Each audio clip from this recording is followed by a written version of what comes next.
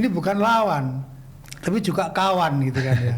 Bahkan bisa dibilang bagaimana media mainstream harus berkawan dengan media sosial. Karena berdasarkan penelitian Mavindo itu ya, masyarakat anti hoax, anti fitnah dan hoax itu menyebutkan hampir 83% masyarakat kita itu mengkonsumsi media sosial dan mendapatkan hoax dari media sosial tersebut itu ya. Faktanya dalam konten-konten hoax itu adalah merangkai dari berbagai materi informasi maksud saya di situ. Hasil cek fakta ini keliru. Nah, keliru itu bisa diartikan bahwa antara judul ya dengan isinya berbeda gitu ya. Atau istilahnya dalam berita online itu clickbait gitu. Clickbait ya. Nah, di era sekarang hoax itu ya itu paling monumental ya di zamannya era Donald Trump itu banyak sekali pemilihan presiden. Nah, biasanya hoax itu memang subur ya, tumbuh subur di momen-momen yang menarik seperti pemilu.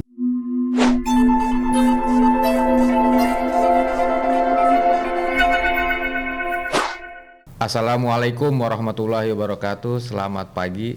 Jumpa kembali dengan kami di LPD Circle, Lembaga Pers Dr. Sutomo, Pusat Pendidikan dan Pelatihan Jurnalisme Profesional. Hari ini kita akan bahas tentang cek fakta, bagaimana media mainstream menangkal hoax di tengah post-truth. Dan hari ini kita akan berbincang tentang jurnalisme cek fakta bersama Kang Elik. Kang Elik, apa kabar? Baik, alhamdulillah sehat semua. Kang Elik ini wartawan senior dan pernah di Tempo ya. Betul. Beliau pernah di Tempo. Saya akan bacakan dulu kurikulum vitae-nya. Kang Elik ini pernah mendirikan harian Cendrawasih Pos di Jayapura. Di Jayapura, Papua. Masuk grup Jawa Pos juga nih berarti. Tahun 92 ya, Kang? Ya, Mas? Ya, betul. Kemudian dari Papua ke Jakarta ya 95 sampai tahun 2000 Biro Surabaya ya, reporter di Biro Surabaya di Republika ya Mas ya. Republika 95 sampai 98, kemudian di Jakarta juga masih di Republika 98 sampai 99. Nah, kemudian pada tahun 2000 sebagai redaktur di Tabloid Tekad, sebuah penerbitan anak usaha harian Republika. Ya. Nah, pada tahun 2021 bergabung di Tempo Media Group. 2001 ya, sampai 2020. Ya, dimulai dari staf redaksi di Koran Tempo, kemudian koordinator liputan Tempo Newsroom, kemudian redaktur bidang hukum majalah Tempo, kemudian kepala Biro Tempo Media Group di Makassar, lalu redaktur utama bidang politik dan hukum Koran Tempo, redaktur pelaksana bidang politik dan hukum Koran Tempo, dan redaktur eksekutif atau wakil pemret redaksi Tempo.co. Ya. Tempo.co. Terakhir di koordinator kanal vertikal Tempo.co 2020. Sudah pensiun kah, Mas? Ya, alhamdulillah sudah. Alhamdulillah, paripurna berarti ya. Sudah paripurna. Pendidikan terakhir Mas Elik ini Master Ilmu Komunikasi Universitas Paramadina. Nah, pekerjaan beliau saat ini sebagai pengajar ilmu jurnalistik, juga penguji kompetensi wartawan di Lembaga Pers Dr. Sutomo di LPDS ini, serta konsultan media Arus Utama. Hari ini Kang, Mas, panggilnya Mas apa Kang nih? Bebas lah. Bebas ya Mas lah. Asal bukan Mas. Kakek lah. Asik. Karena belum punya cucu. Mas Elik, ya. Media sosial, media Arus Utama seolah-olah berlomba mencari, bukan sekedar mencari tapi menayangkan hasil kerja mereka. Nah, persoalannya masyarakat bingung. Kalau dulu seperti kebenaran tunggal itu ada di media Arus Utama, sekarang medianya banyak sekali platformnya, ada medsos lah segala macam. Nah, masyarakat disajikan banyak sekali berita-berita seperti itu, tapi kan juga akan melahirkan mana berita yang ini benar atau tidak, validitasnya seperti apa. Nah, bagaimana cara masyarakat mengetahui apakah berita ini mengandung hoax, berita ini jujur, benar, ada faktanya atau tidak, atau bahkan ini mungkin berita palsu atau Apa mungkin ada juga berita palsu? Nah, kira-kira ini yang akan kita diskusikan pada hari ini. Ini bagaimana nih kira-kira penjelasannya, Mas Elik? Ya, ya terima kasih Mas Zainal Arifin atas undangannya di podcast Lembaga Pers Dr. Sutomo ini ya. Ya, baik, saya akan menjelaskan. Ya, kebetulan saya pernah menggeluti di bidang ini ya, menjadi bagian dari tugas jurnalistik ya di Tempo ya, yaitu mengenai bagaimana praktek jurnalisme cek fakta gitu ya. Tadi kalau ditanyakan bagaimana antara media sosial dan media mainstream ya, memang ya pada awalnya media arus utama atau media mainstream ini menghadapi media sosial itu seperti lawan, seperti musuh gitu ya. Nah, namun karena di awal biasanya memang ada reaksi segala macamnya itu. Namun setelah perkembangan interaksi dan juga teknologi digital itu semakin familiar dengan kehidupan di media, terutama transformasi digital terhadap media-media konvensional atau utama, ini bukan lawan, tapi juga kawan gitu kan ya. Bahkan bisa dibilang bagaimana media mainstream harus berkawan dengan media sosial. Jadi bukan kompetitor ya? Mungkin komputer juga masih. Komputer juga masih. Namun bagaimana sebagai pelengkap, sebagai simbiosis mutualismenya itu harus diperhatikan betul gitu ya. Karena di media sosial pun juga nggak semuanya jelek kan. Iya. Banyak juga konten-konten yang bagus gitu ya. Nah, kita butuh seperti itu. Nah, dalam hal cek fakta memang kita harus mengakui di media sosial itu tempat yang paling subur ya untuk mendistribusikan konten-konten yang belum jelas kebenarannya. Jadi itu paling banyak ada di medsos. Betul, ya paling banyak di media sosial. Karena apa? Cirinya apa, Mas? Ya. Misalnya ya, supaya masyarakat atau netizen tahu bahwa ini harus dilakukan cek fakta. Ciri dari berita atau sebuah yaitu yang dianggap sebagai mengandung hoax dan lain sebagainya, itu cirinya apa yang paling kelihatan?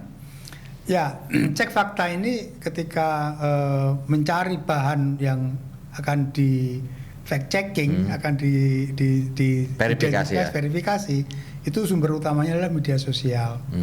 Nah, media sosial itu kan media yang tanpa kurasi kan, tanpa dapur redaksi ya. Jadi tanpa gatekeeper. Jadi bebas. Nah, sehingga disitulah konten bagus, konten tidak bagus, konten jelek itu bertaburan di sana. Nah, salah satu tools yang digunakan oleh organisasi cek fakta untuk mengetahui konten yang mengandung hoax ya, mengandung fake news atau mengandung disinformasi maupun misinformasi, itu ada beberapa cara. Misalkan yang paling gampang itu biasanya untuk menarik perhatian informasi di media sosial itu judulnya biasanya sensasional, provokatif. Judul sensasional. Ya. Dan biasanya cara penulisannya juga hurufnya kapital semua. Hurufnya besar-besar semua. Terus kemudian dilengkapi atau diberi ilustrasi yang juga sensasi gitu ya. Berlebihan lah ya. Ya. Nah, biasanya ciri-ciri sepintasnya seperti itu. Namun dalam cek fakta tidak sekedar melihat dari tampilan ya, tapi kemudian kita lakukan identifikasi, kita lakukan pengecekan lebih lanjut dengan menggunakan tools digital gitu ya.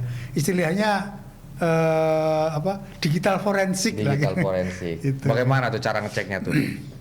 Ya, pertama cek fakta harus melihat, membaca ya. Ini potensi berita ini hoax atau tidak gitu ya. Nah, biasanya beritanya yang sensasi itu tidak masuk di logika gitu. Tidak masuk akal. Tidak masuk akal. Mengganggu akal sehat. Mengganggu akal sehat ya. Kata orang-orang sekarang itu ya. Nah, biasanya itu ada sumber utamanya ada. Siapa yang menyebarkan itu ya? Baik itu akun yang resmi maupun akun yang tidak resmi atau akun-akun yang baru gitu ya. Nah, kemudian dari berbagai Dari sisi tata bahasa gimana, Mas Elik? oh ya, biasanya judul ya. Nah, terutama Biasanya dari itu judulnya ya. tidak umumnya ya kurang memperhatikan ketata bahasanya. Kebakuan bahasanya Iya, kurang iya. diperhatikan. Biasanya kalau yang standar kan huruf besar, huruf kecilnya ada ya. Kalau Ya, ini kan huruf besar betul. semua misalnya ya. Ya terutama penggunaan kata depan di ke itu ya harusnya dispasi tapi Disambung. dirangkai dan sebagainya. Itu biasanya kurang diperhatikan oleh pemakai produsen Ah. hoax tadi itu. Nah, Tetap aja ada kekeliruan ya, tetap kebaca itu ya. betul ya. Kemudian tanda seru juga ya. Kayaknya banyak tanda seru tuh biasanya. Oh ya betul, itu kan memberi daya tarik sebenarnya. Tapi memang ya masyarakat kita suka faktanya itu, karena berdasarkan penelitian Mavindo itu ya masyarakat anti hoax, anti fitnah dan hoax itu menyebutkan hampir 83% masyarakat kita itu mengkonsumsi media sosial dan mendapatkan hoax dari media sosial tersebut itu ya. Nah setelah kita tahu nih, oh ini kayaknya memang berita ini atau naskah ini dari judul saja sudah kelihatan mengganggu akal sehat, tata bahasanya kacau, tidak masuk akal lah. Nah kemudian apa yang dilakukan oleh tim Cek Packer? Ya, tim cek fakta selanjutnya setelah mendapatkan bahan yang dianggap atau teridentifikasi sebagai berita hoax atau berita palsu, kemudian kita melacak ya, mengidentifikasi lebih lanjut. Misalkan dari peristiwanya, kita bisa dengan cara memasukkan keyword ke dalam mesin pencari ya. Nah biasanya kita cemplungkan aja berita aslinya itu di mana. Oh ada muncul di salah satu web yang resmi misalkan, tapi narasinya yang diubah. Judulnya ada kemiripan. Nah, biasanya bentuknya rekayasa seperti itu. Itu dari sisi teksnya. Terus kemudian juga kita bisa mengidentifikasi melalui ilustrasi, foto misalkan ya. Foto ini di mana ini sumber aslinya? Kita buka dengan beberapa tools digital juga bisa kita temukan. Oh, ada fotonya mirip seperti ini. Kita lacak lagi, tapi peristiwanya tidak seperti yang dimuncul di konten hoax tadi. Satu lagi, biasanya kita juga mengidentifikasi lokasi. Nah, di lokasi ini kita misalkan di luar negeri atau dimanapun yang jauh dari tempat kita ya, kita bisa menggunakan Google Earth ya. Kita cek, bener nggak ya? Ada nama kota ini misalkan di India misalkan, kita kan nggak hafal kota-kotanya. Nah, kita bisa menggunakan Google Earth dengan keyword tertentu sesuai dengan apa yang kita inginkan. Nah, itu akan kelacak ke sana gitu. Kurang lebih seperti itu teknik-teknik yang dilakukan oleh tim pencari fakta. Nah, mungkin teman-teman di ya, mungkin bisa melakukan sendiri juga ya. Ya Pak Elik ya, Mas Elik. Bisa dapat melakukan cek fakta sendiri, cuman memang apa butuh keahlian khusus atau bagaimana Mas Elik? Ya, sebenarnya kan teknik cek fakta itu kan sebenarnya juga ilmu yang kasat mata sebenarnya, bisa dipelajari oleh siapa saja ya, sepanjang ada kesungguhan di situ. Memang organisasi cek fakta itu ada semacam networknya, ada jaringannya gitu ya. Ada pelatihan-pelatihan fact checking ya terhadap tim atau petugas yang melakukan cek fakta tersebut. Nah, masyarakat bisa ya, apalagi sekarang banyak sekali teori-teori atau bahkan juga tips-tips bagaimana mengecek konten itu di mesin pencari. Tinggal kita googling aja, itu akan bisa bisa kita pelajari sendiri. Namun sebaiknya memang kalau teman-teman ada yang tertarik, itu bisa masuk ke organisasi cek fakta, belajar, ikut pelatihan, misalkan ada training, itu akan semakin lebih cepat untuk bisa melakukan cek fakta. Kira-kira dalam satu naskah kita melakukan cek pack itu butuh waktu berapa lama? 1 hari atau cukup 1 jam gitu? Ya, tergantung dari kontennya ya. Kalau kontennya ini menyangkut informasi yang ada di sekitar kita dan juga tingkat kesulitannya itu tidak terlalu tinggi, ya itu biasanya sehari selesai gitu ya. Tapi kadang-kadang juga ada informasi yang cukup rumit, lintas negara begitu ya, atau juga membutuhkan effort harus datang menemui narasumber yang karena disebutkan di situ ya. Di internet tidak dapat kita temukan, sehingga membutuhkan waktu lebih dari sehari, bahkan bisa 1 minggu. Nah ini seperti halnya investigasi. Jadi untuk mendapatkan verifikasi sebagai prinsip jurnalisme yang berkualitas, cek fakta pun juga harus menempuh cara itu gitu ya. Jadi memang tergantung dari materi, tergantung dari masalah yang kita teliti itu. Cek fakta seperti itu kira-kira hasil akhirnya dari satu itu penilaiannya apa? Hasil akhirnya apakah menentukan berita ini sebagai berita hoax, berita yang salah, berita yang benar, atau berita keliru, atau berita menyesatkan dan lain sebagainya. Ya, derajatnya seperti apa menentukan itu, menentukan berita seperti itu? Ya, hasil cek fakta memang tidak hitam putih ya, karena sifatnya verifikasi, sifatnya kebenaran yang kita temukan gitu ya. Karena faktanya dalam konten-konten hoax itu adalah merangkai dari berbagai materi informasi, maksud saya di situ ada foto, ada teks, ada video, terus kemudian infografis gitu ya. Itu diambil dari berbagai sumber kan. Nah disitulah kemudian kita melacak. Nah sehingga ketika ditemukan sebagian benar bahannya, tapi konteksnya yang salah juga ada, atau juga salah semua karena ini benar-benar rekayasa yang sama sekali tidak ada faktanya, itu bisa dikatakan sesat, misalkan menyesatkan gitu lah ya. Tapi juga ada yang kita kategorikan sebagai hasil cek fakta, ada benar sebagian benar gitu ya.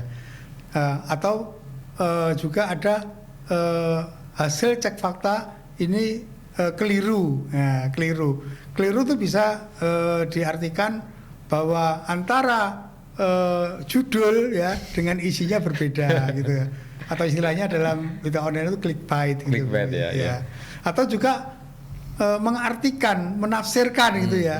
Misalkan ada yang belakang waktu di Mandalika itu motor GP itu ya. Itu juga menarik, Jokowi memberi piala minyak goreng kepada pada pebalapnya.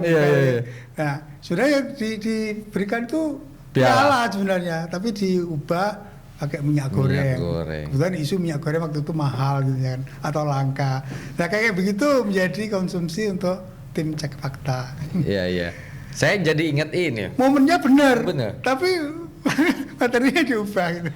Saya jadi ingat kalau dalam ilmu penelusuran hadis gitu ya, dalam ilmu hadis itu ada yang namanya ilmu mustalahul hadis ya. Orang yang menyebarkan meriwayatkan hadis gitu kan, dia harus tahu riwayatnya segala macam sampai apakah isinya itu betul atau tidak. Ini mungkin seperti itu, mirip-mirip itu ya. Kurang lebih betul sama ya. Jadi di ilmu metodologi penelusuran hadis itu ya, atau mustalah hadis itu masih ingat kuliah ini.